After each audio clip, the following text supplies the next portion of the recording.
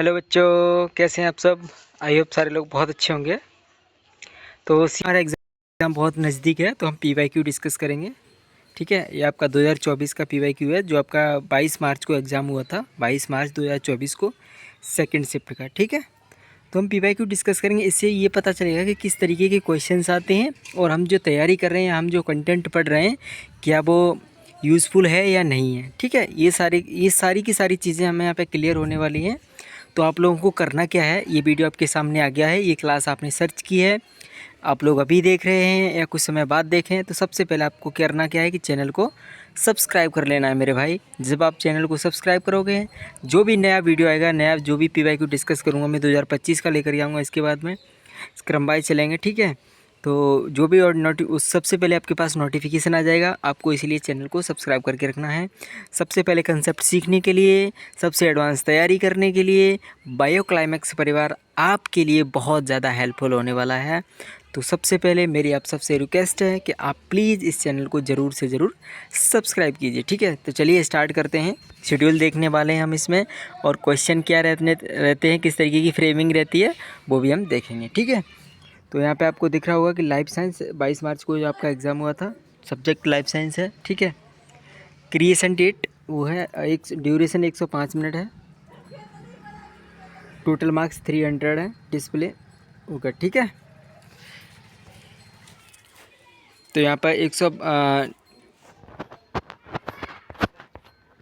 चलिए हम स्टार्ट करते हैं। जो एग्ज़ाम है आपका ऑनलाइन रहने वाला है। ठीक, सेक्शन कैसा रहने वाला है, ऑनलाइन एग्जाम रहने वाला है। मैंडेटरी ऑप्शन सारे के सारे क्वेश्चंस आपको मैंडेटरी करने हैं, 75 क्वेश्चन रहने वाले हैं। ठीक है, और आपका जो सेक्शन मार्क्स रहने वाला है वो एक क्वेश्चन 4 नंबर का रहेगा, तो ऐसे 75 मार्क्स, 75 क्वेश्चन 4th मार्क्स के रहेंगे, तो आपका 300 मार्क्स का पेपर रहने वाला है। ठीक है, enable mark as answered mark of review वो आपका लिया जाएगा। आपने अगर मार्क आंसर कर दिया किसी भी क्वेश्चन का, और मार्क फॉर रिव्यू या क्लिक कर दिया आपने, तो वो आपका आंसर कंक्लूड किया जाएगा, यानी वो आपका क्वेश्चंस माना जाएगा, आपका अटैम्प्ट माना जाएगा। ठीक है, चाहे आपका गलत होता है या सही होता है, लेकिन आपका वो रिस्पॉन्स माना जाएगा। अगर आप बिना रिस्पॉन्स किए, बिना आंसर किए आप उसको मार्क फॉर रीड करते, तो वो आपका क्वेश्चंस आंसर में काउंट नहीं किया जाएगा। ओके, तो आपको करना क्या है, सबसे पहले अपना जो भी आप जोन से क्वेश्चन पे आप श्योर हो, आपको वो करने हैं, और उसके बाद में आगे बढ़ जाना है। ठीक है, हमारे सामने पूरा क्वेश्चन पेपर है, लाइफ साइंस का है ये। ठीक, CUET PG लाइफ साइंस का। तो सबसे पहला हमारा जो क्वेश्चन है वो ये है, the portion of transmembrane protein that cross the lipid bilayer are usually.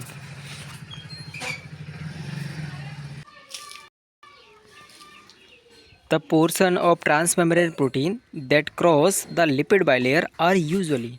ठीक है, ये आपका क्वेश्चन है। तो इसमें आपका पहला ऑप्शन है alpha helix, beta sheet, turn और लूप। सबसे पहले आप सोचिए, आपने जो सेल बायोलॉजी पढ़ रखा है, ये क्वेश्चन आपका बायोकेमिस्ट्री से, सेल बायोलॉजी से मिक्सिंग है, तो ये आपका क्वेश्चन सेल बायोलॉजी से है। तो आप पहले क्वेश्चन को पढ़िए अच्छे से और सोचिए, फिर आंसर करना। ठीक, अल्फा हेलिक्स का किस तरीके का स्ट्रक्चर रहता है, बीटा सीट का किस तरीके का स्ट्रक्चर रहता है, टर्न का किस तरीके का स्ट्रक्चर रहता है, और लूप का किस तरीके का स्ट्रक्चर रहता है। अल्फा हेलिक्स आपने देखा होगा कि वो मेम्ब्रेन की सरफेस पे पाई जाती है। ठीक है, जो मेम्ब्रेन, अल्फा हेलिक्स को ज़्यादातर क्या बोला जाता है, मेम्ब्रेन प्रोटीन बोला जाता है। ठीक है, ये मान लीजिए प्लाज्मा मेम्ब्रेन है, तो जो सरफेस पे प्रोटीन पाई जाती है वो अल्फा हेलिक्स पाई जाती है। जो बीटा सीट होती है वो क्या करती है, प्लाज्मा मेम्ब्रेन को स्पेन कर सकती है। ठीक है, तो इसमें क्या, कौन सी जो स्पेन करेगी वो कौन सी लिपिड वाली है, वो कौन करेगा, तो आपका आंसर रहेगा बीटा सीट। ठीक है, अगला क्वेश्चन, सेकंड क्वेश्चन आपका ये है, मैच ऑफ द फॉलोइंग से है, बहुत ही ईजी रहता है। आपको करना क्या, देखो अगर आपको मैच ऑफ द फॉलोइंग सबसे अच्छा मैं बताऊं कि सबसे अच्छा अपॉर्चुनिटी है आपके लिए क्वेश्चन को सॉल्व करने की, तो मैच ऑफ द फॉलोइंग हुई। ठीक है, तो इस तरीके के जब क्वेश्चन आते हैं ना, तो आपको अगर दो भी सही लग रहे हैं, दो भी मैच ऑफ द फॉलोइंग आपको पता है, तो आपके क्वेश्चन को सही होने के चांसेस 75% से ऊपर हो जाते हैं। ठीक, तो हम कैसे इस चीज़ को ट्रिक से देखेंगे।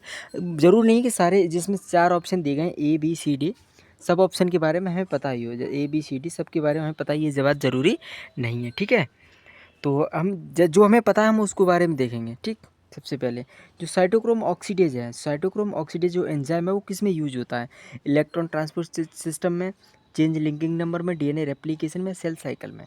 ठीक है, अगर आपको पता है तो आपको पहले ही पता चल गया होगा साइटोक्रोम ऑक्सीडेज है वो ईटीएस में रोल प्ले करता है, इलेक्ट्रॉन ट्रांसपोर्ट सिस्टम में रोल प्ले करता है। तो इसका सीधा सीधा हो गया, यानी ए का 1 हो गया। तो ऑप्शन में जैसे आप देखोगे तो जब इस ऑप्शन को देखोगे इसमें है और इसमें है, ये आपका नहीं है, तो इस ऑप्शन को आप क्या कर दोगे, कट कर दोगे।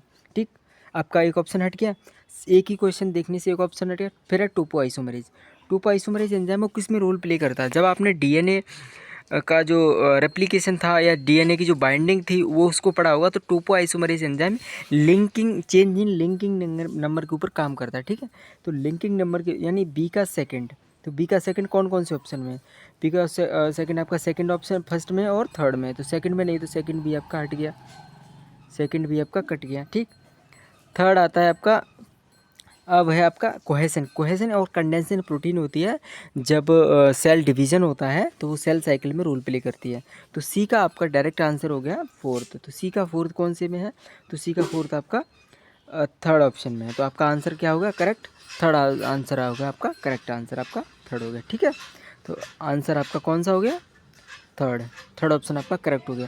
अगर आपको ऐसे ही पता होता अगर, तो आप ये देख रहे होगे कि जो सी ऑप्शन है केवल इसमें फोर्थ है, तो सी का केवल फोर्थ है। तो अगर आपकी प्रैक्टिस बहुत अच्छी है तो आप ऑप्शन देखते ही, जैसे सब कोहेसन प्रोटीन सेल साइकिल में रोल प्ले करता है, ये ऑप्शन किसी में नहीं है। अगर आपको इसका आंसर पता होता तो आप डायरेक्ट एक ही ऑप्शन से इसका आंसर आप निकाल सकते थे बहुत ही ईजिली और बहुत ही जल्दी। ठीक है, तो ये ट्रिक क्या करती है, आपको एग्जाम में बहुत ज़्यादा आपका टाइम कंज्यूम करती है। ठीक, अब जो पीसीएनए प्रोटीन है, जो पीसीएनए है वो किस में रोल प्ले करती है, डीएनए रेप्लिकेशन में। ठीक है, प्रोलिफरेटिंग सेल न्यूक्लिएटिंग एंजाइम। ठीक, अगला क्वेश्चन देखेंगे अपन। अगला क्वेश्चन है विच of the following enzyme is inhibited by citrate in Krebs cycle. Krebs cycle, ठीक, कौन सा इनमें से एंजाइम है जो इनहिबिट हो जाता है, inhibited by citrate in Krebs cycle. जब क्रेब्स साइकिल चलती है तो इनमें से कौन सा एंजाइम, तो पीएफ के सेकंड, एल्डोलेज, पायरुवेट काइनेज या फॉस्फोग्लिसरेट म्यूटेज। तो म्यूटेज का काम क्या होता है, 3 फॉस्फोग्लिसरेट को किस में कन्वर्ट करता है, 2 फॉस्फोग्लिसरेट में जो एंजाइम कन्वर्ट करता है उसको बोलते हैं फॉस्फोग्लिसरेट म्यूटेज। एक है पायरुवेट काइनेज, एक होता है एल्डोलेज, एक होता है फॉस्फोफ्रक्टोकाइनेज, पीएफ सेकंड। तो इसका जो आंसर होगा वो आपका 1 होगा। ठीक है, तो पीएफ सेकंड है वो आपका इनहिबिट करता है क्रेब्स साइकिल में, सिट्रेट पीएफ साइकिल को इनहिबिट करता है। ठीक है, जो सिट्रेट है वो पीएफ साइकिल को इनहिबिट करता है क्रेब्स साइकिल में। ठीक है, या टीसीए साइकिल में, इसको TCA try carboxylic acid cycle भी बोलते हैं, try carboxylic acid cycle, TCA, इसको क्या बोलते हैं, try carboxylic acid cycle, TC और ए। ठीक, अगला नेक्स्ट क्वेश्चन आप देख रहे होंगे वन लाइनर क्वेश्चन ही हमको देखने को मिल रहे हैं, जितने भी क्वेश्चन हैं सारे के सारे कैसे वन लाइनर क्वेश्चन होने वाले हैं। ठीक, अगला एक क्वेश्चन है हमारे पास, why is the presence of proline destabilize alpha helix. मतलब प्रोलीन की प्रेजेंस में अल्फा हेलिक्स क्यों ब्रेक हो जाता है, इसका रीज़न क्या है। ठीक है, तो प्रोलीन क्या है, एक अमाइनो एसिड है, प्रोलीन अमाइनो एसिड है। ठीक है, अमाइनो एसिड आप जानते होंगे इसेंशियल और non essential amino acid. Amino acid की अगर मैं स्ट्रक्चर के बारे में बात करूँ तो एक कायरल कार्बन होता है सी, मान लीजिए सी अल्फा, ये कार्बन कायरल कार्बन है, इससे एक हाइड्रोजन बॉन्ड है, इधर आपका फंक्शनल ग्रुप आर रहता है, इधर आपका क्या रहेगा, COOH कार्बोक्सिलिक ग्रुप रहेगा, इधर आपका कैसा रहेगा, अमाइनो ग्रुप रहेगा। ठीक, NH ओवरऑल ऐसे देख लीजिए। तो ये आपका क्या एक अमाइनो एसिड का स्ट्रक्चर है। ऐसे प्रोलीन ये आपका एक तरीके का अमाइनो एसिड है, अमाइनो एसिड ही है। ठीक, तो प्रोलीन जब आता है तो अल्फा हेलिक्स को क्या करता है, ब्रेक कर देता है, यानी इसको हेलिक्स ब्रेकर भी कहते हैं। ठीक है, अल्फा हेलिक्स का ब्रेक करने वाला कौन सा अमाइनो एसिड है, तो वो क्या है, प्रोलीन है। ठीक, अब इसमें reason why is the presence of proline destabilize alpha helix. क्यों, प्रोलीन रेजिड्यू इंट्रोड्यूस और destabilizing kink in the alpha helix, ऐसा नहीं है। In proline, the nitrogen atom is a part of the rigid ring and a rotation about NC bond is not possible. ऐसा भी नहीं है, देखते हैं सारे के सारे ऑप्शन पढ़ेंगे। The nitrogen atom of the proline residue in a peptide linkage has no substituent hydrogen to participate in hydrogen bonds with other residue, proline residue work as helix linker, no. तो इसका सही सटीक answer है वो आपका third. ठीक, सी आपका correct answer है इसमें। ठीक है, सी आपका करेक्ट आंसर। ठीक है, the nitrogen atom of the proline residue in a peptide linkage has no substituent hydrogen to participate in hydrogen bond with other residue. ठीक है, जब हाइड्रोजन बॉन्ड की फॉर्मेशन नहीं होगी तो अल्फा हेलिक्स क्या हो जाएगा, ब्रेक हो जाएगा। ठीक है, the proline hydrogen is part of the rigid. अगला अच्छा, इसमें से देखना है, इसमें से करेक्ट चूज़ करना है। तो आपका डी तो आपका गलत हो गया, जिस ऑप्शन में से डी है नहीं है। ओके ओके, मैं समझ गया, मैंने आधा क्वेश्चन ही पढ़ा था। जिस ऑप्शन में आपका डी नहीं है वो हट जाएगा, तो जिसमें डी वही आपका करेक्ट आंसर हो जाए। तो proline residue works as helix linker no. तो प्रोलीन क्या करता है, हेलिक्स को ब्रेक करता है। इसमें बिल्कुल भी दिमाग नहीं लगाना था, क्वेश्चन में ही उन्होंने आंसर छुपा रखा है क्वेश्चन, ठीक है। तो क्वेश्चन में ही आंसर छुपा हुआ है एकदम। जो अगर आपको थोड़ी सी भी नॉलेज है ना हेलिक्स के बारे में और अमाइनो एसिड के बारे में, तो आप यहाँ से क्वेश्चन बना सकते हो। तभी मैंने पूर्व में बोला था कि अगर आप आउटलाइन भी पढ़ लेते हो ना चीज़ों को बाहर बाहर से, तब भी आपका काम बन जाएगा, ठीक है। तो आई होप आपको ये क्वेश्चन बहुत अच्छे से क्लियर हुआ होगा। तो जो डी ऑप्शन है वो आपका सबसे ज़्यादा रॉन्ग है। तो जब आप ऑप्शन को एलिमिनेट करोगे तो डी ऑप्शन आपका सेकंड ऑप्शन में नहीं, तो आपका सेकंड ही ऑप्शन आपका क्या है, करेक्ट आंसर है, ठीक। This is answer, second answer, ठीक। देखते हैं, हिंदी इंग्लिश दोनों में ही आता है पेपर, वो आप तो आपको पता ही होगा। बीच ऑफ द, अगला क्वेश्चन है आपका, which of the following are component of lipid raft in plasma membrane. Lipid raft के कौन कौन से कंपोनेंट हैं जो प्लाज्मा मेम्ब्रेन में पाए जाते हैं? कोलेस्ट्रॉल, स्पिंगोलिपिड, ग्लाइकोलिपिड और phospholipids. The correct answer from the option given below, ठीक। इनमें से करेक्ट आंसर चूज करने। तो लिपिड रैप्ट के कौन कौन से कंपोनेंट जो प्लाज्मा मेम्ब्रेन में पाए जाते हैं, ठीक।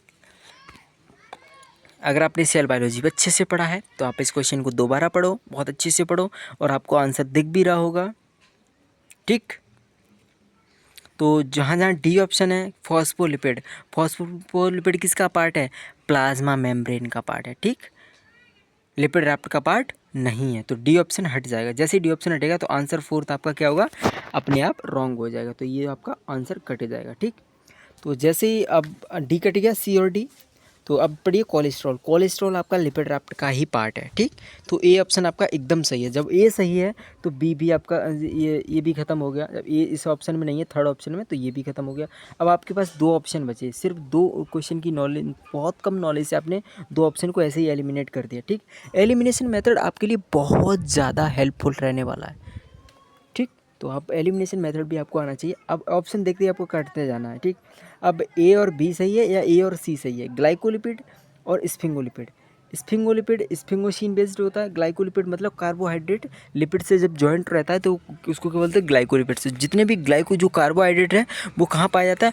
आउटर प्लाज्मा मेम्ब्रेन पे पाया जाता है। तो वो लिपिड रैप्ट का पार्ट हो सकता है क्या? नहीं। तो इसका आपका आंसर क्या है? फर्स्ट आपका आंसर रहने वाला है।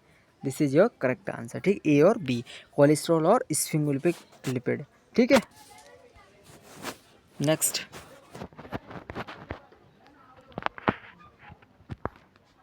Question number 6, which of the following enzyme is defective in galactosemia, a fatal genetic disorder in infants, ठीक। गैलेक्टोसेमिया जो डिसऑर्डर है, फेटल जेनेटिक डिसऑर्डर है, वो कौन से एंजाइम की डिफेक्टिव जो हो जाता है उसकी वजह से होता है?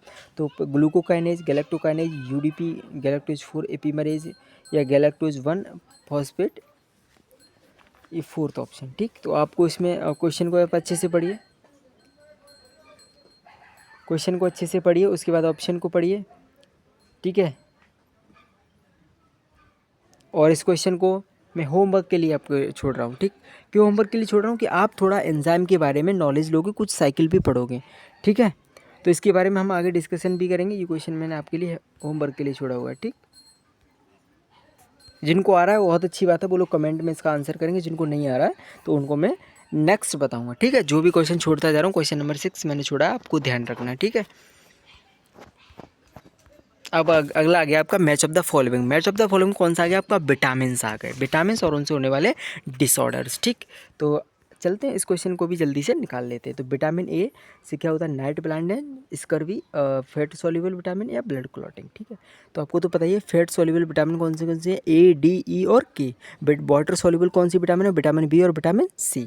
फैट सॉल्युबल विटामिन कौन सी? A, vitamin D, vitamin E, vitamin K, ठीक। ये आपको पता है। चलो, तो जो नाइट ब्लाइंडनेस होता है वो आपका ऑप्शन ए से सही है, vitamin A night blindness. Vitamin D से स्कर्वी होता है, फैट सोल्यूबल विटामिन या ब्लड क्लॉटिंग। तो ब्लड क्लॉटिंग में कौन सी विटामिन रोल प्ले करती है? विटामिन की। तो डी का 4, ए का 1, ए का 1 डी का 4 किस ऑप्शन में है? ए का 1 डी का 4, ए का 1 डी का 4 आपके 2 ऑप्शन में है, ठीक, ए पहले में और दूसरे में, इसमें भी है और इसमें भी है। तो आपको करेक्ट आंसर देखना है। तो जो स्कर्वी होता है वो विटामिन सी की कमी से होता है, ठीक, स्कर्वी। तो आपका सी का कौन सा हो गया? सेकंड हो गया, ठीक। विटामिन डी आपका कैसा है? फैट सॉल्युबल विटामिन है, ठीक है। तो सी का सेकंड किस में? सेकंड ऑप्शन में। This is your right answer. Yes, second या आपका करेक्ट आंसर होने वाला है यहाँ पे। This is your correct answer, okay. Second answer, yes correct answer. I hope आपने इन क्वेश्चंस को एंजॉय किया होगा। अगर आपको वीडियो अच्छी लगी तो लाइक कमेंट शेयर जरूर करें और चैनल को सब्सक्राइब करना बिल्कुल भी मत भूलना, ठीक है। ऐसे ही मैं आगे कंटिन्यू करूँगा, ठीक है।